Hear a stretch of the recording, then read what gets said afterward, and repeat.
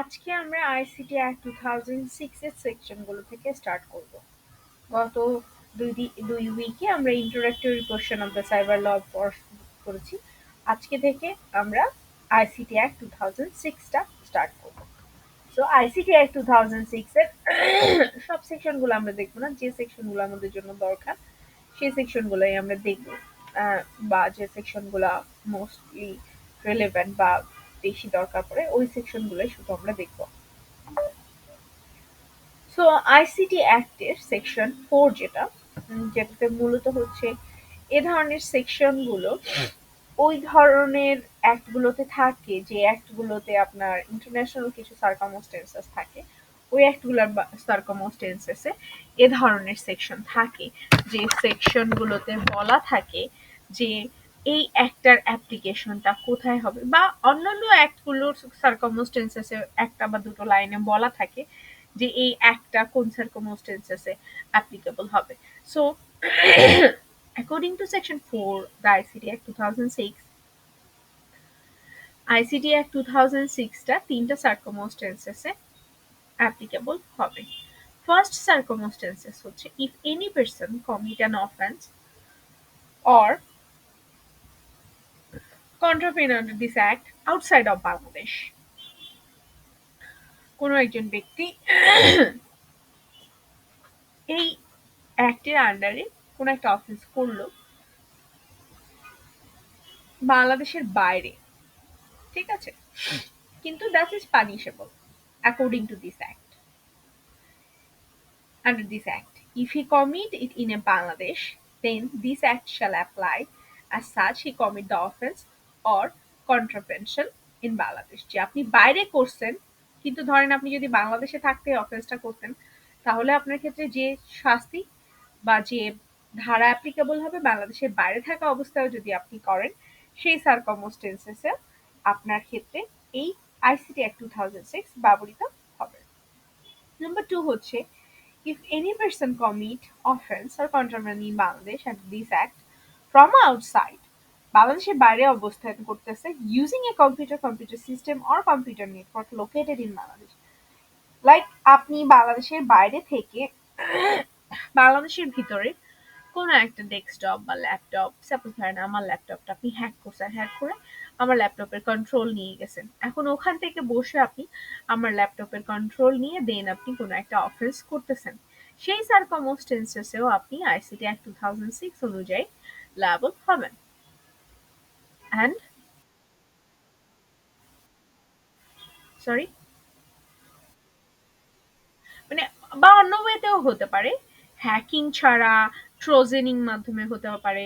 Trojan it's different kind of জিনিস, like এরকম টাইপের যে আপনাকে হয়তো বা দেখা যায় না আমাদের স্প্যামে বিভিন্ন ধরনের ইমেইল আসে, ইমেইলগুলোতে দেখা যায় যে বিভিন্ন উল্টাপাল্টা লিঙ্ক থাকে, ওই লিঙ্কগুলো ক্লিক করলে অনেক সময় আপনার ডেস্কটপ বা ল্যাপটপে ভাইরাস অ্যাটাক করে। আবার অনেক সময় দেখা যায় যে ওগুলো ক্লিক করলে ধরেন অ্যাপ টাইপের কোনো কিছু ইনস্টল হয়ে যায়, যে অ্যাপটার মাধ্যমে বাইরে থেকে কেউ একজন আপনার ডেস্কটপটাকে বা ল্যাপটপটাকে পুরোপুরি কন্ট্রোল করতে পারে, এরকম টাইপের। মানে জেনারেল ভাষা আপনি হ্যাকিং বলতেছেন, বাট হ্যাকিং শব্দটা আসলে অন্য ওয়েতে ব্যবহৃত হয়।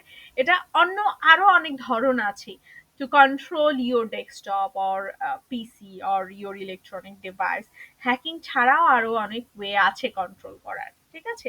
তো এটা যে কোনো একটা ওয়েতে মূলত হচ্ছে সে আপনার বাংলাদেশের বাইরে থেকে বাংলাদেশের কোনো একটা কম্পিউটার সিস্টেম অথবা কম্পিউটার নেটওয়ার্ক ব্যবহার করে যখন ওই অফেন্সটা করবে, সার্কামস্টেন্সেসেও ধরে নেওয়া হবে যে সে বাংলাদেশে থেকে যদি ওই অফেন্সটা করতো, তাহলে যেমন ভাবে লায়াবল হতো ঠিক তেমন ভাবেই সে মূলত হচ্ছে আপনার এই সেম সার্কামস্টেন্সেসেও লায়াবল হবে।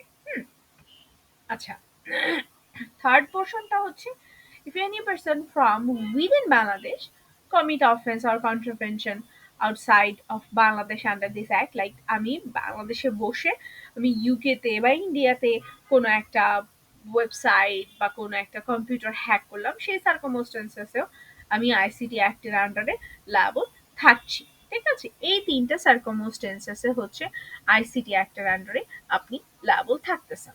আচ্ছা,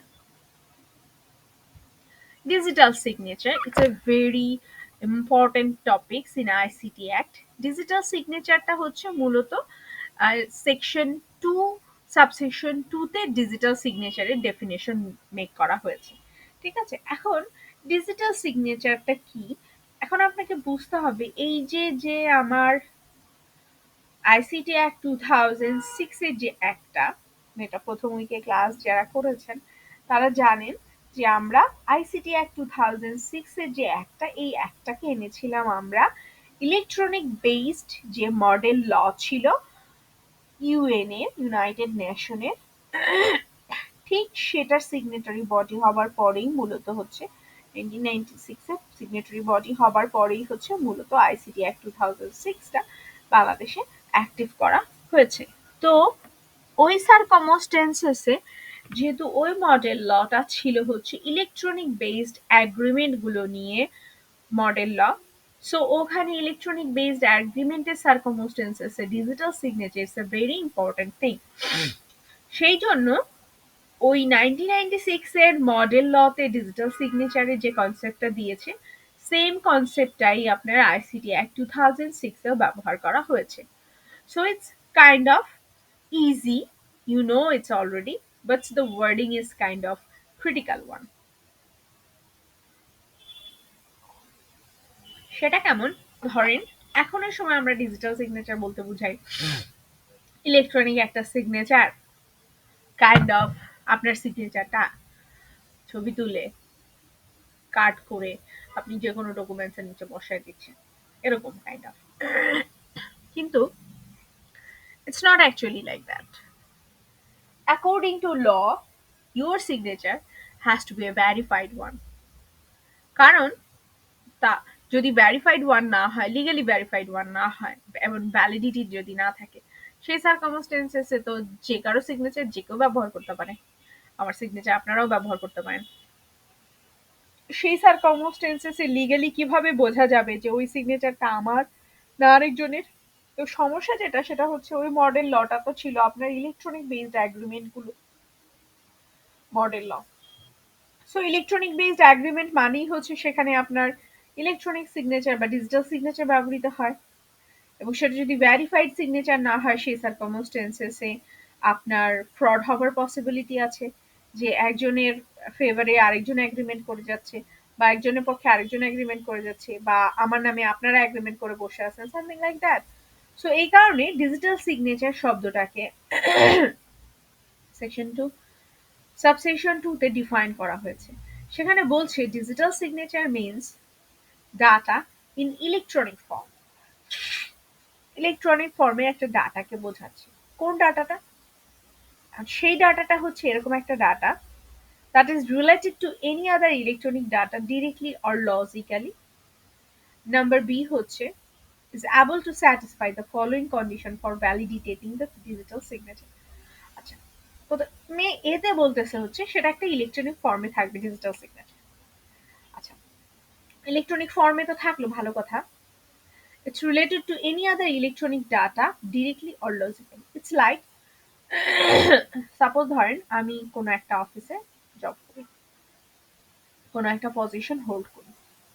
সেই সার্কামস্টেন্সেসে আগে একটা সময় ছিল রেজিস্টার্ড কিছু কোম্পানি ছিল যারা ডিজিটাল সিগনেচার প্রোভাইড করতো। সেটা কেমন? ধরেন আমি সাইন ব্যবহার করি না, আমি কোড টাইপের কিছু একটা ব্যবহার করি। প্রোডাক্টের গায়ে যেমন কিউআরএল কোড থাকে না, সেরকম টাইপের কোড ব্যবহার করি, বা নাম্বার, নিউমারিক নাম্বার ব্যবহার করি। কিউআরএল কোডটা কিরকম? প্রোডাক্টের কিউআরএল কোড আপনি যখন স্ক্যান করেন তখন কি দেখায়? ওই প্রোডাক্টের নাম কি, ওই প্রোডাক্টের ডেসক্রিপশন, ওই প্রোডাক্টের কোথায় মেক করা হয়েছে, হুম, সব ডিটেলস থাকে। ঠিক কাইন্ড অফ ডিজিটাল সিগনেচারও এরকম, যে আমার ডিজিটাল সিগনেচারের কোডটা স্ক্যান করলে, বা ধরেন নাম্বারিক কোড যদি হয়, সেই কোডটা দেওয়ার সাথে সাথে বোঝা যাবে আমি কে, আমার নাম কি, আমার পজিশন কি, কোন অফিসে আছি, সব ডিটেলস। ঠিক আছে, এখন কথা হলো এই যে আমি কিছুক্ষণ আগে যেটা বলতেছিলাম যে কাইন্ড অফ যদি এমন হয় যে যার তার সিগনেচার যে কেউ ব্যবহার করতে পারতেছে, আমার সিগনেচার আপনারাও ব্যবহার করে ফেলতে পারতেছেন, তখন সেই সার্কামস্টেন্সেসে তো ভ্যালিডেশনের একটা বিষয় আছে। আমার নামে আমার আমার সিগনেচার দিয়ে আপনারা এগ্রিমেন্ট করে ফেললেন, তারপরে তো যে লিগালি আমি ফেসে যাব, কিন্তু দেখা যাচ্ছে যে ওই সিগনেচার আমি করিনি, তাই না? এই কারণে বলতেছে যে কিছু কন্ডিশন ফুলফিল করতে হয় for validating digital signature. Number one condition হচ্ছে digital signature it's affixing with the signatory uniquely. It's like যদি ধরেন বারকোডের কথা বলি, আমার বারকোড আপনার বারকোড সেপারেট হবে, সেম হবে না, তাই না? Uniquely it's definitely. Number two, capable to identify the signatory, এবং এটা যখন আমি স্ক্যান করতেছি তখন আমি কে, আমি কি পজিশন হোল্ড করতেছি, কোন কোম্পানিতে আমি আছি, সেটা আমাকে ডিফাইন করতেছে। Number three, created in safe manner or using a mean under the sole control of the signatory. আচ্ছা, আগে যেটা ছিল সেটা হচ্ছে ডিজিটাল সিগনেচার গুলো কিছু স্পেসিফিক কোম্পানি প্রোভাইড করতো, সবাই প্রোভাইড করতে পারতো না, বা আমি চাইলেই আমার ডিজিটাল সিগনেচার আমি এমনি সাইনের ছবি তুলে লাগাই দিলাম, এরকম ছিল না বিষয়টা। তো বলতেছে তো এভাবে ইউনিকলি তৈরি করা হচ্ছে যে এটা যদি কোনো ধরনের মডিফিকেশন করার দরকার পড়ে, চেঞ্জ করার দরকার পড়ে, সেটা সোল কন্ট্রোলটাও শুধুমাত্র আমার হাতে। ঠিক আছে? সো আর চার নাম্বারটা হচ্ছে related with the attached data in such a manner that is capable to identify any alteration made to the data. It's kind of এমন যে আমার ডিজিটাল সিগনেচার আপনি ওই সিগনেচারি কোম্পানির সাথে কথা বলে উইদাউট মাই পারমিশন চেঞ্জ করতে জানেন, সেই সার্কামস্টেন্সেসে ইউ কান্ট চেঞ্জ। ঠিক আছে? শুধুমাত্র আমি এটা চেঞ্জ করতে পারবো। Uniquely it's affixing with me. This is the digital signature.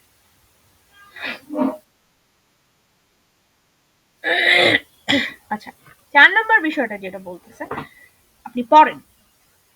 Related with the attached data in such a manner that is capable to identify any alteration made in the data thereafter. So বলতেছে যে আমার digital সিগনেচারে ধরেন কোনো ধরনের changes আনতে হইলে সেই সার্কামস্টেন্সেসে, suppose ধরেন আমার পজিশন, আমি আগে হয়তো বা ভিপি ছিলাম, এখন সেই সার্কামস্টেন্সেসে আমার পজিশন হয়তো বা বা প্রিন্সিপাল অফিসার ছিলাম, সেখান থেকে ভিপি হচ্ছি, এখন আমার ডিজিটাল সিগনেচারটাও চেঞ্জ হবে। সো এটা চেঞ্জটাও ইন এ ম্যানার ওই ধরনের ওয়েতে হবে যে ওয়েতে দ্যাট স্টিল নাও ডাটা বা ইনফরমেশন যেগুলো চেঞ্জেস হবে সেটা আমার সাথে রিলেটেড হতে হবে। ঠিক আছে? অন্য কোনো কিছু ইচ্ছা মতো আপনি চেঞ্জেস করতে পারবেন না, সেটাই এখানে বলতেছে যে আমার যে চেঞ্জেসটা আসছে ওই চেঞ্জেসটাই বা অল্টারেশনটাই আমার ওই ডিজিটাল সিগনেচারে আসবে বা ডাটাতে আসবে, অন্য কোনো চেঞ্জেসটা আসবে না। আচ্ছা, লিগ্যাল রিকগনিশন অফ ইলেকট্রনিক রেকর্ডের যে বিষয়টা সেটা হচ্ছে ছোট।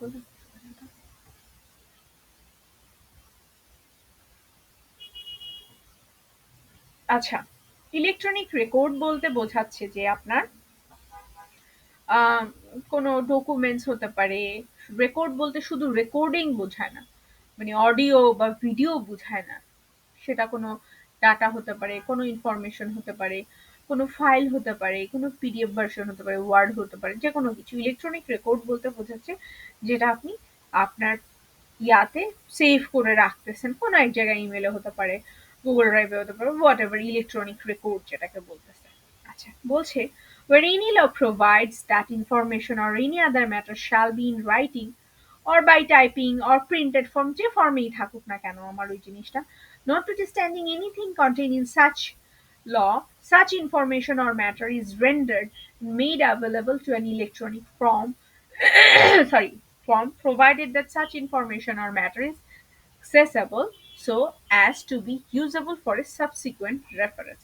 So আমার এখানে আমি যখন ধরেন আমার লেকচার সবকিছু আমার ল্যাপটপের মধ্যে সেভ করা থাকে, তাই না? সো বিষয়টা এরকম যে কোনো কারণে এই ধরনের ইনফরমেশন গুলো মানে ইলেকট্রনিক রেকর্ড গুলো যদি কোনো কারণে ইউজ করার দরকার পড়ে, সেই সার্কামস্টেন্সেসে সাবসিকুয়েন্ট রেফারেন্স কোনো একটা পারপাস, যেমন আমি ক্লাসে ব্যবহার করতেছি, সেটা যে ফর্মেই থাকুক না কেন সেটা আমি ব্যবহার করতে পারবো লিগ্যালি। কারণ হচ্ছে লিগ্যালিটি দিচ্ছে আমার তৈরি করা লেকচার আমার কাছেই তো থাকবে। সেটা লিগ্যাল রিকগনিশন দিচ্ছে আমার ওই ইলেকট্রনিক রেকর্ডস গুলোকে। ঠিক আছে? আচ্ছা, legal recognition of digital signature. ওই যে বললাম যে সাপোজ ধরেন সেকশন 6 এর সার্কামস্টেন্সেসে আমার লেকচার আপনি আপলোড দিলেই তো সেটা আপনার হয়ে যেতে পারে, তাই না? যদি আপনি একটু নামটা এদিক সেদিক করে ফেলেন। কিন্তু সেটা তো আর লিগ্যালিটি হলো না, তাই না? লিগ্যালিটি পেল না, লিগ্যাল একটা ডকুমেন্টস হলো না। এখন লিগ্যাল ডকুমেন্টস বলতে শুধু আরজি, ড্রাফটিং, অ্যাপ্লিকেশন এটা বোঝায় না। সার্ভার লয়ের সার্কামস্টেন্সেসে যেটা আপনার, সেটা অন্য কেউ যদি ডিসঅনেস্টলি বা ম্যালাফাইড ইন্টেনশন নিয়ে ব্যবহার করতে যায়, সেই সার্কামস্টেন্সেসে সেটা ইললিগাল হয়ে যায়।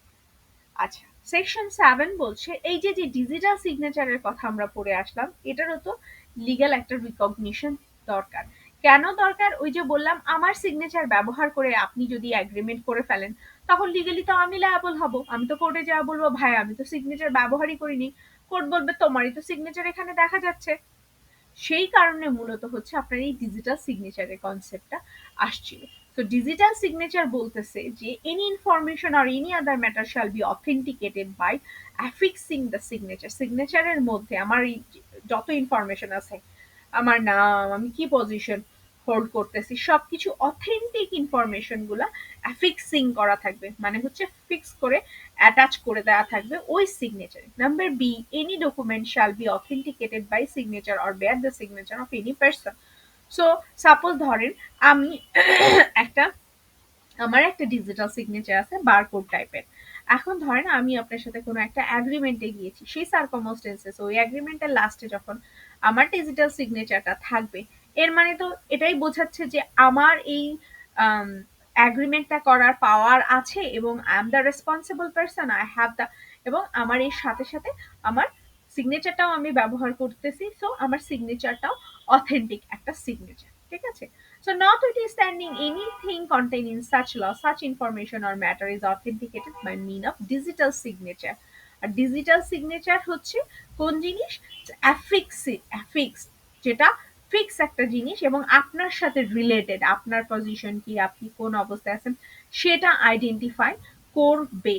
এবং কি আইডেন্টিফাই করবে? ওই যে যে অ্যাগ্রিমেন্টটা হচ্ছে আপনার সাথে আমার, ওই অ্যাগ্রিমেন্টে বা যেখানেই আমি সিগনেচারটা ব্যবহার করি, এর মানেই হচ্ছে ভাই এই জিনিসটাতে সিগনেচার করার অধিকার আমার আছে এবং লিগালিটি দেওয়ার অধিকার আমার আছে। সেই সার্কামস্টেন্সেসেই হচ্ছে আমার সিগনেচারটা ব্যবহৃত হবে।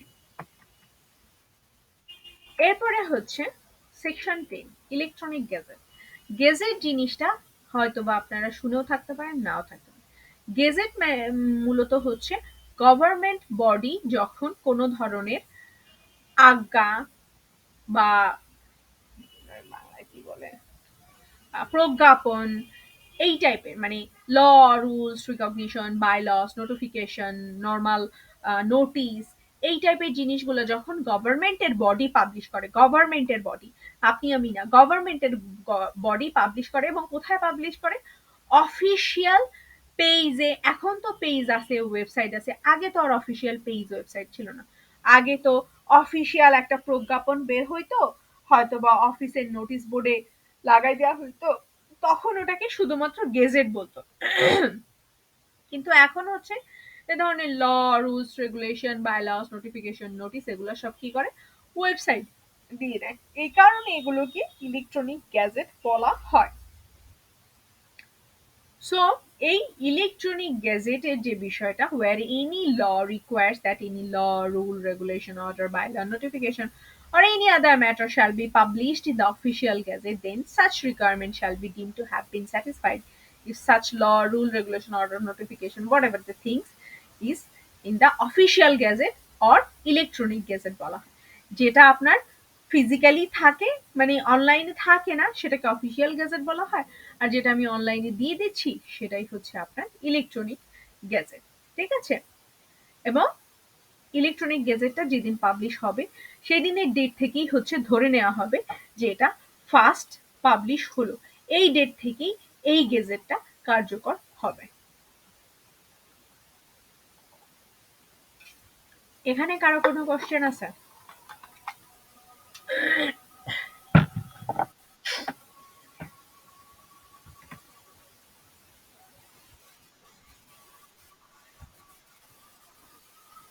কেন বাবা, আপনি কি ই-লার্নিং এ ঢোকেন না? মাঝে মাঝে ঢুকলে তো আর পড়াশোনা হবে না, প্রতিদিন নিয়মিত ঢুকতে হবে। তাহলে আপনি যদি ঢুকে থাকেন তাহলে তো আপনার জানার কথা যে এই লেকচার গুলা গত সপ্তাহে আপলোড হয়ে গেছে। তাহলে আপনি হয়তোবা খেয়াল করেননি যে এই ম্যাটেরিয়ালস গুলা গত সপ্তাহে আপলোড হয়ে গিয়েছে। হ্যাঁ, জি ক্লাস রেকর্ড হচ্ছে, আমার ক্লাস সব সময় রেকর্ড হয়। জি, আমার ক্লাস, সব ক্লাস ই-লার্নিং এ দেয়া আছে। আপনি মনে হয় আমার সাথে নতুন ক্লাস করতেছেন, বা আপনি হয়তোবা আগের সপ্তাহের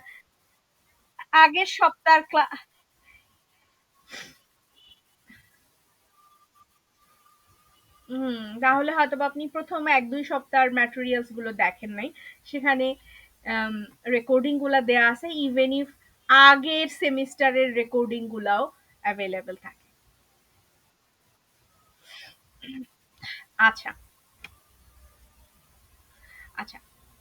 যেহেতু আমি আপনাদেরকে বলতেছিলাম যে আমাদের আইসিটি অ্যাক্ট 2006 টা মূলত হচ্ছে আপনার ইউনাইটেড নেশনের যে ইলেকট্রনিক বেসড যে ইয়াগুলো হয়, ট্রানজাকশন গুলো হয়, সেটার যে এগ্রিমেন্ট গুলো, সেটার জন্য যে মডেল লটা তৈরি করা হয়েছিল, সেখান থেকেই মূলত আইসিটি অ্যাক্ট 2006 এর ল গুলো নেওয়া হয়েছে। সো অনেকগুলো সেকশন আছে, জাস্ট ওই মডেল লটে যেভাবে আছে ঠিক ওইভাবেই আমাদের এখানে হচ্ছে অ্যাড করা হয়েছে।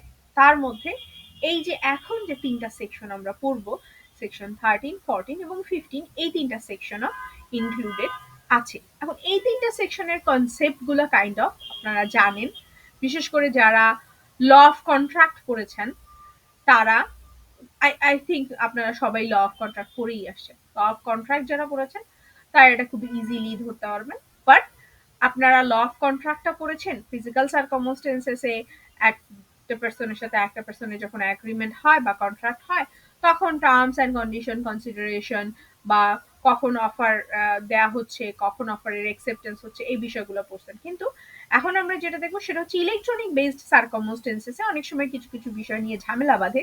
এই কারণে কখন অফার আসতেছে, কখন সেটা অ্যাকসেপ্ট হচ্ছে, অ্যাকনলেজমেন্ট হচ্ছে কি হচ্ছে না। হুম আবার অনেক সময় হয় না যে, যেহেতু ইলেকট্রনিক বেসড এগ্রিমেন্ট, ইমেল ঠিক মতো পৌঁছাইলো কি পৌঁছাইলো না, এটারও কিছু বিষয় প্রভাব ফেলে। তো সেই জিনিসগুলোকে কনসিডার করার জন্যই মূলত হচ্ছে ইউনাইটেড নেশনের যে মডেল লটা আছে, ওটার সেকশন, সরি ওটার আর্টিকেল আই থিঙ্ক 21, 23, 24 সামথিং কিছু একটা, ওই আর্টিকেল গুলোর সেম জিনিসগুলোই হচ্ছে আপনাদের সেকশন 13, 14, 15 এর মধ্যে ইনক্লুড করে দেওয়া হয়েছে।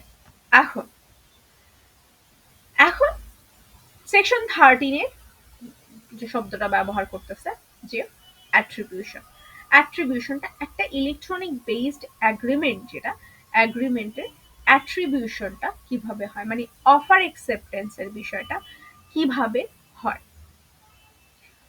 সাবসেকশন 1 এ বলছে, an electronic record shall be that of the originator, it was sent by the originator himself. Electronic record বলতে সাপোজ ধরেন, আমরা যেহেতু ইলেকট্রনিক বেসড এগ্রিমেন্টের কথা বলতেছি, সাপোজ ধরেন আপনার আমার মধ্যে একটা এগ্রিমেন্ট হচ্ছে, সেই এগ্রিমেন্টটা, বা আপনার আমার মধ্যে হয়তো বা কোনো একটা এগ্রিমেন্ট হবে, তো আমি আপনাকে বললাম যে ডিটেলস গুলো পাঠাই দেন, এগ্রিমেন্ট রিলেটেড বা প্রোডাক্ট রিলেটেড, যে প্রোডাক্টের উপরে, যে প্রোডাক্টের নিয়ে আমাদের এগ্রিমেন্টটা হবে সেটা। তো সেটা আপনাকে বললাম যে, ওয়েল আপনার প্রোডাক্টের ডিটেলস আপনার কাছে একটা ইলেকট্রনিক রেকর্ড বা একটা ডকুমেন্ট ডাটা হিসেবে আছে, সেটা আপনি আমাকে পাঠাচ্ছেন। তো সেই সার্কামস্টেন্সেসে এটা অবভিয়াসলি আপনি যখন আমাকে ইমেল করবেন, আমি ধরে নিব এটা আপনিই ইমেল করতেছেন, তাই না? আপনার ইমেল থেকে যখন আসবে, সে কথাই বলতেছে। সাবসেকশন 2 তে বলতেছে, as between the originator, suppose ধরেন আপনি আমাকে পাঠাচ্ছেন, আপনি অরিজিনেটর, এন্ড দ্য অ্যাড্রেসি, আপনি আমার উদ্দেশ্যে পাঠাচ্ছেন, um the addressee, an electronic record shall be deemed to be that the originator if it was sent, একটা সাপোজ ধরেন ওই প্রোডাক্টের ডিটেলস গুলাই আপনি আমাকে পাঠাইছেন। এখন সেটা ধরে নেওয়া হবে আপনি আমাকে পাঠিয়েছেন কখন, দুটো সার্কামস্টেন্সেস। এক, by a person who had the authority to act on behalf of the originator in respect of that electronic record. Subsection এতে তো বললো যে আপনি যদি আমাকে পাঠান তাহলে ধরে নিচ্ছে আপনি আমাকে পাঠাইছেন। কিন্তু ধরেন আপনি কি করলেন, আপনি আপনার অফিসের কোন একটা জুনিয়রকে বললেন যে তুমি আমার ইমেলে লগ ইন করে তুমি ম্যাডামকে এই ডকুমেন্টসটা পাঠায় দাও। তাহলে কি হচ্ছে, আপনি ওই পার্সনটাকে অথরিটি দিচ্ছেন অন ইওর বিহাফ যে এই ডকুমেন্টস গুলো তুমি পাঠিয়ে দাও। সেই সার্কামস্টেন্সেসেও ধরে নেওয়া হবে যে আপনি আমার কাছে ডকুমেন্টস গুলো, ওই ইলেকট্রনিক রেকর্ড শব্দটা এখানে, ওই ইলেকট্রনিক রেকর্ড আমরা বলতেছি ডকুমেন্টস গুলো পাঠিয়েছেন। ঠিক আছে, বোঝার সুবিধার্থে। নাম্বার বি তে বলতেছে by an information system programmed by or on behalf of the originator to operate automatically। অনেক সময় হয় না, সাপোজ ধরেন আপনার সাথে আমার যখন কথা হয়েছে তখন আমি ব্যস্ত ছিলাম, এরপরে আপনি আমাকে হয়তো বা বলছেন, সরি, কথা হয়েছে আপনি অনেক ব্যস্ত ছিলেন, মানে হয়তো বা কথার মধ্যে এরকম হয়েছে, আমি আপনাকে বলছি যে আচ্ছা ঠিক আছে আপনি 12টার আগে আমাকে পাঠিয়ে দিন। এখন আপনার হয়তো বা খুব বিজি একটা শিডিউল যাচ্ছে, এখন আপনি চিন্তা করতেছেন যে 11টা 12টার দিকে পাঠাবো ম্যাডামকে, বিষয়টা কেমন হয়ে যায়, অনেক রাত হয়ে যায়। তো আমি ইমেইলে অটোমেটিক টাইম সেট করে 8টার সময় দিয়ে রাখি, ওই সময় যদি আমি ব্যস্ত থাকি যাতে অটোমেটিক্যালি ম্যাডামের কাছে ইমেলটা চলে যায়। ঠিক আছে, এরকম অটোমেটিক সেটআপ দেওয়া যায় ইমেলে। তো আপনি কি করলেন, একটা প্রোগ্রাম ব্যবহার করলেন, ইমেইলের প্রোগ্রাম ব্যবহার করলেন, তাই না? সেখানে আপনি সবকিছু রেডি করে রেখে আপনি টাইম সেটআপ দিয়ে দিলেন, ঠিক ওই টাইম মতো আমার কাছে ডকুমেন্টসটা চলে আসলো অটোমেটিক্যালি, আপনি পাঠান নাই, একটা অপারেটরের মাধ্যমে চলে আসছে। এই সার্কামস্টেন্সেসেও ধরে নেওয়া হবে it the record deem to be that it has been signed by the originator. মানে আপনি আমাকে পাঠাইছেন, আপনি পাঠান নাই, আপনার প্রোগ্রাম পাঠাইছে। আরেকটা হচ্ছে আপনি পাঠান নাই, আপনি আপনার জুনিয়রকে দিয়ে পাঠাইছেন, বা আপনি আপনার জুনিয়র কলিগকে দিয়ে পাঠাইছেন, সেই সার্কামস্টেন্সেসেও ধরে নেওয়া হবে যে আপনিই পাঠাইছেন। ঠিক আছে, এখন সাবসেকশন 3 বলতেছে as between the originator and addressee, আপনার এবং আমার মধ্যে an addressee shall be entitled to regard an electronic record as being that the originator and to act on that assumption that, suppose ধরেন আপনি আমাকে পাঠাইছেন, ঠিক আছে? এখন হচ্ছে কি হয়েছে, আপনার আমার মধ্যে হয়তো বা আগে থেকে কথা হয়েছে যে আপনি ওটা আমাকে পাঠাইলে আমি ডকুমেন্টস গুলো রিভিউ করে আমি আপনাকে হয়তো বা একটা রিপ্লাই দিয়ে দেবো। হুম, এরকম টাইপের বিষয়। সেই সার্কামস্টেন্সেসে আমি যদি রিপ্লাই দিই তাহলে আপনি বুঝবেন যে হ্যাঁ ম্যাডাম পাইছে। বা ধরেন আমি আপনাকে হয়তো বলছি যে আপনি ডকুমেন্টস গুলো পাঠান, পাঠানোর পরে আমি করব, আমি ডকুমেন্টস গুলা রিভিউ করে আমি আমার বসের সাথে কথা বলবো, বস আপনাকে ইনফর্ম করবে। বস যদি আপনাকে ফোন দেয় তাহলে আপনি বুঝবেন যে হ্যাঁ আমি ডকুমেন্টস গুলা যে পাঠাইছি ম্যাডামকে, ম্যাডামের ওখানে গেছে, ম্যাডাম তারপরে বসের সাথে কথা বলছে, মানে একটা কাজ করার কথা ছিল সেই কাজটা সে করছে। তো এখন যখন আমি দেখতেছি সেই কাজটা সে করছে, এর মানে হচ্ছে ডকুমেন্টস গুলা তার কাছে পৌঁছাইছে। এই দুইটা সার্কামস্টেন্সেসেও ধরে নেওয়া হবে যে আপনি আমাকে যে পাঠাইছেন এবং সেই পাঠানো অনুযায়ী আমি পেয়েছি, অ্যাজাম্পশন। তো এই দুটো সার্কামস্টেন্সেস এর কথা হচ্ছে এ এবং বি তে বলতেছে। তো এতে বলতেছে in order to ascertain whether the electronic record was that of the originator, the addressee properly applied a procedure previously agreed to by the originator for that purpose। যে আগে থেকে আপনার সাথে আমার, আমি অ্যাড্রেসি আপনি অরিজিনেটর, কথা হয়েছিল যে আমি আপনাকে ইমেলের রিপ্লাই দিব, আমি রিপ্লাই দিছি, একটা প্রসিডিউর ফলো করছি। সো এখন ধরে নেওয়া হচ্ছে যে আপনি যে ডকুমেন্টসটা আমাকে পাঠিয়েছেন আমি পেয়েছি। Number B, the information as received by the addressee resulted from the action of a person whose relationship with the originator or with an agent of the originator enable the person to gain access to a method used by the originator to identify the electronic record as its own। ওই যে অন্য আরেকজন ব্যক্তিকে আমি বলছি যে আপনি যখন ইমেলটা পাঠাবেন আমি ডকুমেন্টস গুলো পড়ে আমি আমার বসের সাথে কথা বলবো, বস আপনাকে ইনফর্ম করবে। বস একজন পার্সন যার সাথে আমাদের রিলেশনশিপ আছে, আপনারও রিলেশনশিপ আছে, বস আপনাকে ফোন দিয়ে বলছে যে হ্যাঁ আমরা তোমার সাথে এগ্রিমেন্টে যাবো, সামথিং ব্লা ব্লা। ঠিক আছে, এর মানে হচ্ছে যে কি হইলো, যে অন্য একটা কাজ আমার করার কথা ছিল যেটা অন্য কারো মাধ্যমে আপনার জানার কথা, সেটা আপনি জানতে পারলেন। তো ধরে নেওয়া হচ্ছে যে এই সার্কামস্টেন্সেসে আপনি আমাকে যে ইলেকট্রনিক রেকর্ড গুলা পাঠানোর কথা ছিল আমি পাইছি, পেয়েই তো আমার যে কাজগুলা করার কথা ছিল সেই কাজগুলো আমি করছি। ঠিক আছে, এখন দেখেন আপনার মনে পড়ে কিনা, আপনি যখন ল অফ কন্ট্রাক্ট পড়ছেন, অফার যখন পড়ছেন, আমি জানি না আপনারা ডিটেলস এভাবে গিয়ে পড়ছেন কিনা, অফার যখন পড়ছেন, আপনাকে যখন অফার মেক করা হয়, আম, কোনো একটা পার্টি থেকে আপনাকে যখন মেক করে অফার যে এরকম একটা এগ্রিমেন্ট হয়েছে, ও হইতে পারে, তুমি এটা একসেপ্ট করো কি করো না, তো সেই সার্কামস্টেন্সেসে আপনি সেটা একসেপ্ট করবেন কি করবেন না। আগে যেটা হইতো যে চিঠির আদান প্রদানের মাধ্যমে এই ধরনের অফার মেক করা হতো, বা ফোনের মাধ্যমে অফার মেক করা হতো, যে তুমি যদি এটা একসেপ্ট করো তাহলে তুমি আজকে বেলা 12টার মধ্যে তুমি আমাকে ফোন দিয়ে ইনফর্ম করো। তো যদি ফোন আসে তাহলে ধরে নেওয়া হতো যে হ্যাঁ ইনফর্ম করছে, যদি ফোন না আসে তাহলে ধরে নেওয়া হতো যে না সে ইনফর্ম করে নাই, সো অফারটা সে একসেপ্ট করে নাই। ঠিক আছে।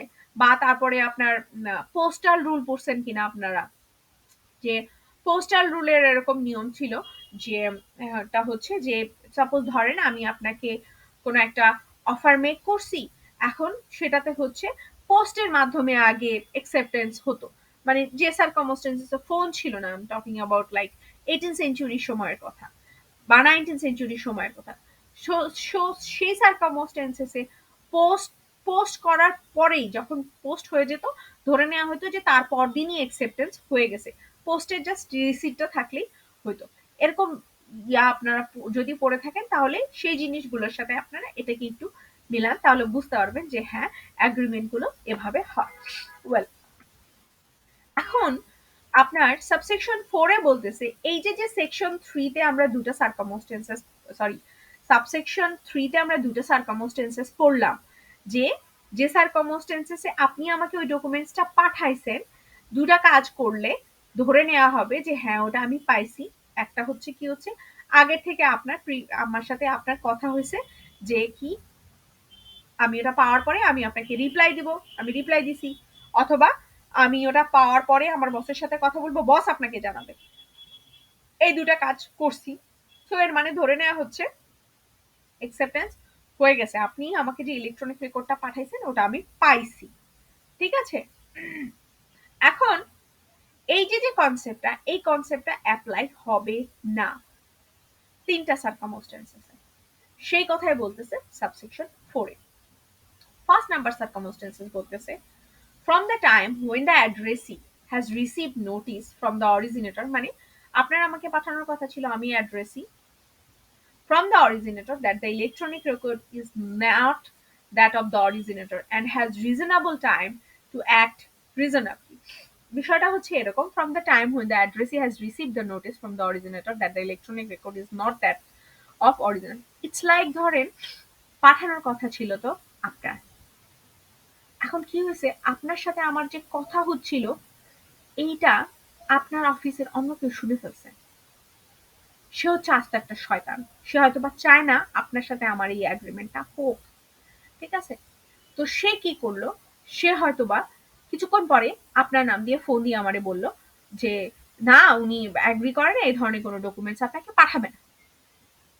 সেই সার্কামস্টেন্সেসে কিন্তু দেখা যাচ্ছে আপনি আমাকে যদি পাঠানো, সেটা ধরে নেওয়া হবে না যে আমি ওটা পাইছি, কারণ হচ্ছে আপনার সাথে আমার যে কথা হয়েছে সেই কথা অনুযায়ী হয়তো বা সেটা আসতেছে না এখন, এবং তার মধ্যে হচ্ছে had reasonable time to act accordingly, এবং এর মাঝখানে যথেষ্ট পরিমাণ সময় ছিল যে ওই লোকটা সময় নিয়ে হচ্ছে সে এই শয়তানিটা করছে। ঠিক আছে, এরকম সার্কামস্টেন্সেস। নাম্বার বি, এখন এরকম সার্কামস্টেন্সেস আপনি আমার পাঠাইলেও তো আমি, মানে আমি তো চিন্তা করবো আমার পাঠাইছে কি জন্য, তো কিছুক্ষণ আগেই ওর অফিস থেকে ফোন দিয়ে আমার বললো আমার সাথে এই এগ্রিমেন্ট করতে ইন্টারেস্টেড না। তো সেই সার্কামস্টেন্সেসে কিভাবে ধরে নেওয়া হবে যে যে ডকুমেন্টস গুলো আমাকে পাঠানো হয়েছে সেটা অফারের মধ্যে পড়তেছে, বা ডকুমেন্টস অনুযায়ী যে অনুযায়ী কথা হয়েছে এগ্রিমেন্ট অনুযায়ী, সেই এগ্রিমেন্ট অনুযায়ী কাজ হয়েছে, সেই সার্কামস্টেন্সেসে তো হবে না। Number B, in such a case as in clause B of section 3, in this section, ওই যে যেটাতে বলছিল যে কোন একজন লোককে অন্য একজন লোক যে পরিচিত, সাপোজ ধরেন যে বলছিলাম আমি এক্সাম্পলটা, যে কি হয়েছে যে আমি ওটা পাওয়ার পরে আমি আমার বসের সাথে কনসাল্ট করবো, বস তোমাকে ইনফর্ম করবে। ঠিক আছে, সেই সার্কামস্টেন্সেস কথা বলতেছে। Any time when the addressee knew or ought to have known after using reasonable care and using agreed procedure that the electronic record was not that of the originator, এই সার্কামস্টেন্সেসে এরকম যদি হয়, ধরেন বিষয়টা হচ্ছে আমার কাছে যে ডকুমেন্টসটা আসলো সেটা দেখে আমার কাছে মনে হইল যে এটা না আপনারা পাঠান নাই, বা যেভাবে কথা হয়েছে, ধরেন আপনার সাথে আমার কথা হয়েছে হচ্ছে কটন ফেব্রিক্স এর আহ, ইয়া নিয়ে, ডিলিং নিয়ে, এখন আপনি হয়তো বা সিল্ক ফেব্রিক্স এর ডিটেলস পাঠাইছেন, বা হয়তো এরকম টাইপের। বা হয়তো বা আপনি আমাকে বলছিলেন যে আপনি আপনার অফিসিয়াল ইমেল অ্যাড্রেস থেকে পাঠাবেন, কিন্তু আপনি আমাকে অফিসিয়াল ইমেল অ্যাড্রেস থেকে আসে নাই, অন্য আরেকজনের ইমেল অ্যাড্রেস থেকে ইনফরমেশন আসছে। ঠিক আছে, এখন আমি অনেক ঘাটাঘাটির পরেও রিজনেবল কেয়ার ইউজ করছি, আপনার সাথে আমার যে অ্যাগ্রিড প্রসিডিওর ইউজ করছি, তারপরেও আমি কোনোভাবে বিশ্বাস করতে পারতেছি না যে এইটা আপনিই পাঠাইছেন। সো সেই সারকমস্টেন্সেসে আমি ওটা যে বলছিলাম যে আমি পরে আমি আমার বসের সাথে কথা বলে আপনাকে জানাবো, এই প্রসিডিওরটা আমি ফলো করব না। ঠিক আছে? So if in all the circumstances of the case it is unconscionable for the addressee to regard the electronic record as being that the originator, or to act on that assumption, এই যে যে উপরের যে circumstances গুলো, এই circumstances যদি এমন হয় যে আপনি কি করলেন, আপনি কোনোভাবেই এটা ডিসরিগার্ড করতে পারেন নাই, সরি, রিগার্ড করতে পারেন নাই, সেই সার্কমস্টেন্সেসেও আপনার ওই যে যে সাবসেকশন 3 তে আমরা দুটো ক্লজ পড়ছিলাম, ওই দুটো ক্লজ অ্যাপ্লিকেবল হবে না। আচ্ছা, এখন সাবসেকশন 5 এ বলতেছে যে where an electronic record is that of the originator or is deemed to be that of the originator or the addressee is entitled to act on that assumption, then as between the originator and addressee আপনার আর আমার মধ্যে কি হচ্ছে, the addressee shall be entitled to regard the electronic record received as being that the originator intended to send and to act on that assumption। বলতেছে যে subsection subsection 1 2 3 তে আমরা যেগুলা পড়ছি সেগুলোর সার্কামস্টেন্সেস এর কথা বলতেছে, সেই অনুযায়ী যদি সব কাজ হয় তাহলে ধরে নেওয়া হবে আপনার এবং আমার মধ্যে, আপনি অরিজিনেটর আমি অ্যাড্রেসি, আপনার এবং আমার মধ্যে যে অ্যাজাম্পশনটা ছিল যে আপনি আমাকে পাঠাবেন সে অনুযায়ী আমি কাজ করব, বা আমি আপনাকে রিপ্লাই দিব, সেটা যদি হয়ে থাকে তাহলে ধরে নেওয়া হবে এখানে অ্যাট্রিবিউশন হয়েছে। মূল কথা হচ্ছে আপনার যে মেথডে আমাকে পাঠানোর কথা ছিল আপনি আমাকে সেই মেথডে পাঠাইছেন, এবং আপনার সাথে আমার যে এগ্রিমেন্ট হয়েছে, বা এগ্রিমেন্ট না, সাপোজ ধরেন অ্যাগ্রিড প্রসিডিউর নিয়ে কথা হয়েছে যে আপনি ওটা আমাকে পাঠাইলে পরে আমি এইটা করব অথবা এইটা করব, তো যেটা করব আমি বলছিলাম সেটা সেটা অনুযায়ী যদি আমি কাজ করি তাহলে তো ধরেই নেওয়া হবে যে আপনি আমাকে পাঠাইছেন, তাই না? এটাই হচ্ছে বিষয়। এখন এর মাঝখানে যদি কেউ শয়তানি করে পাঠায়, অন্য অ্যাড্রেস থেকে পাঠায় যেখান থেকে আমি আইডেন্টিফাই করতে পারতেছি না এই অ্যাড্রেস আপনার সাথে কোনোভাবে রিলেভেন্ট কিনা, সেই সারকমস্টেন্সেসে এই ধরনের অ্যাট্রিবিউশন হবে না। ঠিক আছে?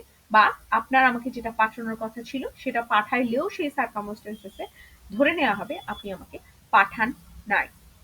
বুঝতে পারছেন?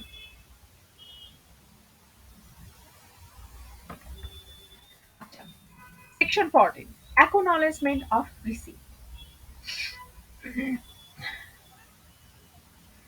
প্রথমের বিষয়টা এবং এই বিষয়টাও অনেক সার্কমস্টেন্সেসে কোয়াইট সিমিলার। সাবসেকশন 1 এ বলতেছে এই সেকশনটা ইলেকট্রনিক রেকর্ড সেন্ড করার আগে অথবা সেন্ড করবে সেই সার্কমস্টেন্সেসে, or by mean of electronic record the originator has requested or agreed with the addressee that the receive of electronic record be acknowledged। বিষয়টা হচ্ছে আগেরটা হলো যে মানে অ্যাকনোলেজমেন্ট বলতে হচ্ছে স্বীকার করা, আমি স্বীকার করে নিচ্ছি এটা আমি রিসিভ করেছি। অনেক সময় হয় না আমাদেরকে অনেকে ইমেল পাঠায়, আমরা সেটা রিপ্লাই দেই রিসিভড উইথ থ্যাঙ্কস। এখন আগের থেকে আপনার এই ধরনের কথা কনভারসেশন ছিল কিনা যে রিসিভড উইথ থ্যাঙ্কস আমি আপনাকে পাঠাবো কি পাঠাবো না। আগেরটাতে আমরা পড়লাম হচ্ছে অ্যাট্রিবিউশন, আর এটাতে হচ্ছে অ্যাকনোলেজমেন্ট। অ্যাট্রিবিউশনের ওখানে বিষয়টা হচ্ছে এরকম না যে আমি আপনাকে রিপ্লাই দিব রিসিভড উইথ থ্যাঙ্কস, মানে বিষয়টা হচ্ছে হয় আমি একটা প্রসিডিউর, এক বা একাধিক ধরনের প্রসিডিউরের কথা বলবো, সেই প্রসিডিউর ফুলফিল করলে পরেই ধরে নেওয়া হবে অ্যাট্রিবিউশন হয়েছে। আর এখানে হচ্ছে আমি অ্যাকনোলেজ করব, আপনি যখন আমাকে পাঠাবেন আমি অ্যাকনলেজ করবো যে হ্যাঁ আমি পাইছি, কিভাবে? আমি হয়তো বা রিসিভ উইথ থ্যাঙ্কস দিব, বা আরো অনেক কিছু হতে পারে। আচ্ছা, এখন প্রথমে সাবসেকশন 1 এ বলতেছে যে যদি এগ্রিমেন্ট থেকে থাকে যে আপনি আমাকে অ্যাকনলেজমেন্ট জানাবেন, অ্যাকনলেজ করবেন, রিসিভ উইথ থ্যাঙ্কস দিবেন, সেই সার্কামস্টেন্সেসে শুধুমাত্র ধরে নেওয়া হবে যে অ্যাকনলেজমেন্ট হয়েছে। Subsection 2 তো বলতেছে where the originator has not agreed with the addressee that the acknowledgement is given in a particular form or by a particular method, an acknowledgement may be given by যে circumstances আপনার সাথে আমার কোনো কথাই হয়নি, আমি শুধু আপনার বলছি পাঠাই দিন, আপনি বলছেন ঠিক আছে, দ্যাটস ইট। পাঠানোর পরে সেটাতে আমি কি কাজ করব, সেটা আমার কাছে পৌঁছাইলো কিনা, সেটা অ্যাকনলেজ করব কি করব না, এই ধরনের কোনো ধরনের কথাবার্তা হয় না। এখন কিভাবে হতে পারে? সেই সার্কামস্টেন্সেসে আপনি আমাকে ইমেল করছেন, আমি আপনাকে একটা ফোন দিতে পারি, ফোন দিয়ে বলতে পারি, নাম্বার এ তে বলতেছে any communication by the addressee automated or otherwise, হতে পারে আমি আপনাকে ফোন দিছি, ফোন দিয়ে বললাম হ্যাঁ আমি তোমার ইমেলটা পাইছি, অথবা আমার ইমেইলে সেট আপ দেওয়া আছে যে কোনো ইমেল আসলে পরে সেটা অটোমেটিক্যালি একটা রিপ্লাই যায় যে received with thanks, something like that, সেটা হতে পারে। Number B, any conduct of the address is sufficient to indicate that the originator originator that the electronic record has been received, অথবা কোন একটা কন্ডাক্ট হতে পারে, যেটা আমরা সেকশন 13 এ পড়ছিলাম যে কি হয়েছে, কোন একটা প্রসিডিউর এগ্রিড করছি যে এই কাজটা আমি করব পাওয়ার পরে, ঠিক এরকম কোন একটা কাজ হতে পারে। কাজ হতে পারে যেমন ধরেন ওই যে আগেরটার মতো হতে পারে যে আমি পাইছি, সে অনুযায়ী আমি হয়তো বা বসের সাথে কথা বলবো, বস যদি আপনাকে ফোন দেয় আপনি বুঝবেন যে হ্যাঁ হয়ে গেছে, বা আপনি আমাকে জিনিসটা পাঠাইছেন, পাঠানোর পরে আমি হয়তো এটা পাবলিশ করে দিছি, পাবলিশ করা দেখে আপনি বুঝলেন যে আচ্ছা তাহলে উনি পাইছেন, দ্যাটস ইট। তো এই দুটো সার্কামস্টেন্সেস হচ্ছে যখন আপনার এবং আমার মধ্যে কোনো ধরনের এগ্রিমেন্ট নাই। নাম্বার 3 মানে সাবসেকশন 3 বলতেছে where the originator has stipulated that the electronic record shall be conditional on receipt of acknowledgement, then until the acknowledgement has been received the electronic record shall be deemed to be has never been sent। এরকম যদি হয় যে আপনি আমাকে পাঠাইছেন এবং আপনার সাথে আমার আগে থেকে কন্ডিশন ছিল যে আমি যদি অ্যাকনলেজ না করি বা আমি যদি আপনাকে ইমেল না পাঠাই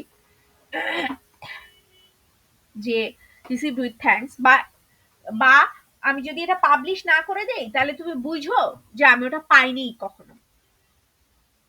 তো সেই সার্কামস্টেন্সেসটা কন্ডিশনাল রিসিভ, যে আপনার সাথে আমার একটা কন্ডিশন হয়েছে যে অবশ্যই পাইছি কি পাইছি না সেটা আমি আপনাকে ইনফর্ম করব কোনো একটা কাজের মাধ্যমে অথবা অ্যাকনলেজ করার মাধ্যমে। আর সেটা যদি না হয় তাহলে ধরে নেওয়া হবে আপনি আমাকে পাঠানই নাই কোনোদিন। Subsection 4, where the originator has not stipulated that the electronic record shall be conditional on receipt of the acknowledgement and the acknowledgement has not been received by the originator within the time specified or agreed, or if no time has been specified or agreed within a reasonable time, সেই সার্কামস্টেন্সেসে originator দুটো জিনিস করবে। আচ্ছা, এই বিষয়টা হচ্ছে এরকম যে আমি আপনাকে কন্ডিশন দিছি, আপনার সাথে আমার কথা হচ্ছে যে 15 দিনের মধ্যে 2 দিনের মধ্যে আমি আপনাকে বললাম যে তুমি আমাকে পাঠাও, আমি 2 দিনের মধ্যে তোমাকে রিপ্লাই করতেছি। 2 দিনের মধ্যে আমি রিপ্লাই করি নেই, তাহলে ধরে নেওয়া হবে যে আপনি কখনো পাঠানি নেই, ঠিক আছে? অথবা আপনার সাথে আমার কোনো টাইম নিয়ে হয়নি, কথা হয়নি, বলছি ঠিক আছে তুমি আমাকে পাঠাও, আমি তোমাকে রিপ্লাই দিয়ে দিব, কিন্তু আমি ধরেন ওটা ভুলেই গেছি, রিজনেবল টাইম আপনি 1 সপ্তাহ 2 সপ্তাহ ওয়েট করছেন, তারপরে আর পাঠায় আমি কোনো রিপ্লাই দিইনি, তো সেই সার্কামস্টেন্সেসে ধরে নেওয়া হবে যে আপনি আমাকে পাঠানই নাই, ঠিক আছে, যেহেতু অ্যাকনলেজমেন্ট হয় নাই এবং অ্যাকনলেজমেন্ট হওয়াটাই হচ্ছে কন্ডিশন ছিল, রিজনেবল টাইম পিরিয়ডের মধ্যেও কোনো ধরনের অ্যাকনলেজমেন্ট হয় নাই। এখন এক্ষেত্রে অরিজিনেটর ভদ্রলোক কি করবে? Number A, he may give notice to the addressee stating that no acknowledgement has been received or specifying a reasonable time by which the acknowledgement must be received। সেই সার্কামস্টেন্সেস আমি আপনাকে ইনফর্ম করতে পারি যে হয়তো আমি ভুলে গেছি, 2 দিন পরে আমার মনে পড়ছে, আমি ফোন করে বললাম আরে আমার আরো 2টা দিন লাগবে, আমি তারপরে তোমার ব্যাক করতেছি। সেটা হতে পারে। If no acknowledgement is received within the time specified, সেই circumstances after giving the notice of the addressee, treat the electronic record as though it never has been sent. Suppose ধরেন আপনি আমাকে জানাইলেন যে ম্যাডাম আপনার তো রিপ্লাই দেওয়ার কথা ছিল 2 দিনের মধ্যে, আপনি রিপ্লাই দেন নাই। আমি বলছি যে হ্যাঁ আমি আগামী 2 দিনের মধ্যে রিপ্লাই দেবো। ওই 2 দিনের মধ্যেও আমি রিপ্লাই দিলাম না। আপনি আমাকে নোটিশ দিচ্ছেন, তারপরেও আমি রিপ্লাই দিলাম। সেই সার্কামস্টেন্সেসে ধরে নেওয়া হবে it's never been sent. Subsection 5 বলতেছে where the originator received the addressee acknowledgement of receipt shall be presumed that the related electronic record was received by the addressee, and that presumption shall not imply that the content of the electronic record correspond with the content of the record received. এখন বলতেছে যে আপনি আমাকে পাঠাইছেন আর আমি receive করছি, that doesn't mean যে electronic এবং আমি অ্যাকনলেজও করছি, তার মানে এই না যে যেটা আপনার পাঠানোর কথা ছিল আমি সেটাই রিসিভ করছি। নট নেসেসারি, ডিফারেন্ট জিনিসও হতে পারে। ঠিক আছে, সেটা আমরা পরবর্তী বিষয়ে আলোচনা করব। আচ্ছা, টেকনিক্যাল রিকোয়ারমেন্টের সার্কামস্টেন্সেসে যদি এমন হয় যে সাপোজ ধরেন আপনার এলাকাতে ইন্টারনেট ছিল না বা আমার এলাকাতে ইন্টারনেট ছিল না, আপনি পাঠাইছেন কিন্তু আমার বাসায় ইন্টারনেট নাই, আইসা পৌঁছায় না, ইমেল আমি অ্যাক্সেসই করতে পারিনি, সেই সার্কামস্টেন্সেসে টেকনিক্যাল রিকোয়ারমেন্ট, সেই সার্কামস্টেন্সেসে সাপোজ ধরেন 3 দিন পরে আমার এলাকায় ইন্টারনেট ঠিক হয়েছে, সেই সার্কামস্টেন্সেসে স্ট্যান্ডার্ড যে মেথড আছে সেটা অ্যাপ্লিকেবল হবে যে হ্যাঁ 3 দিন হয়তো বা রিজনেবল টাইম। কিন্তু ধরেন আমি বললাম যে ভাই 1 সপ্তাহের মধ্যে আমার ইন্টারনেট ঠিক হয় নাই, 1 সপ্তাহের মধ্যে ইন্টারনেট ঠিক হবে না, এটা তো আসলে রিজনেবল টাইম পিওর না।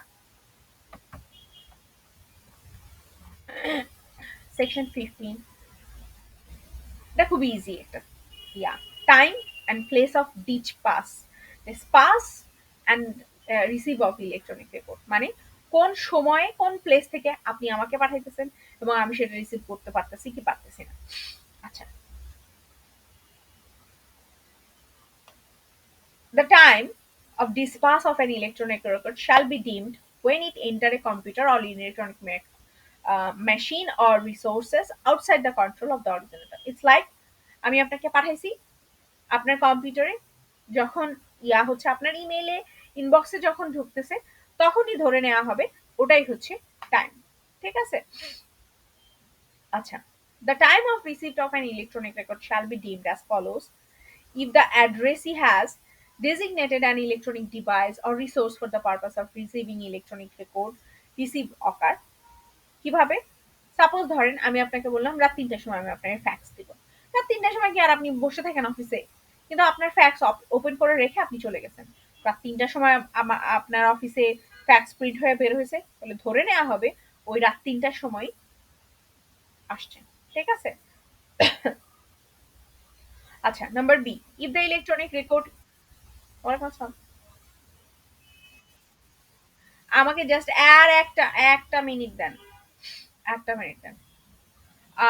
If the electronic record is sent to an electronic device or resources of the addressee that is not designated electronic device or resource at the time when the electronic record is retrieved by the addressee, বিষয়টা হচ্ছে এরকম, আমি এটা না পড়ে আপনাদেরকে এমনি বুঝাই দিই। সাপোজ ধরেন আপনার সাথে আমার কথা হয়েছে, আপনি আমার অফিসিয়াল ইমেল অ্যাড্রেসে আপনি ডকুমেন্টসটা পাঠাবেন, আপনি আমার অফিসিয়াল ইমেল অ্যাড্রেসে পাঠান নাই, আমার পার্সোনাল ইমেল অ্যাড্রেসে পাঠাইছেন, সেই সার্কামস্টেন্সেসে ধরে নেওয়া হবে আপনি আমাকে পাঠানই নাই, জীবনে কোনোদিন আসেই নাই। ঠিক আছে, বা আপনার পাঠানোর কথা আমার অফিসিয়াল ওয়ার্কিং আওয়ারে 9 to 6, আপনি কি করছেন রাত 12টার সময় পাঠাইছেন, বিজনেস আওয়ারের পরে যা পাঠাইছেন, ধরে নেওয়া হবে আমি কখনো পাইনি।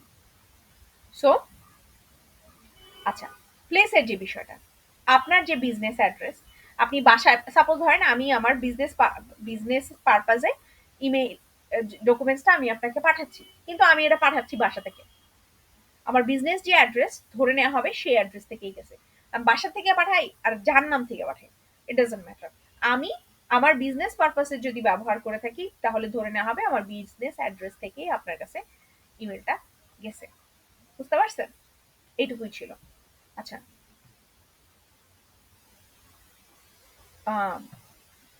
চট করে বলেন।